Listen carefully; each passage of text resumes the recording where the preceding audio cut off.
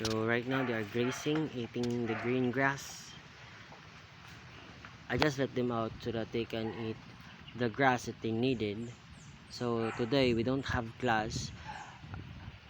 Our class was gonna start at January, so I still have a lot of time to spend time with them, so I can let them out, let them graze, and also spending time with them is so much fun that you can enjoy yourself and have peace. And while I'm waiting of them to finish eating all the grass, I am reading a book. I'm reading this book while I'm not doing anything. It helps me to improve my English speaking skill, and also as well my friends they told me that I should read books, I should watch English movies. In that way I can improve myself. That is what I know.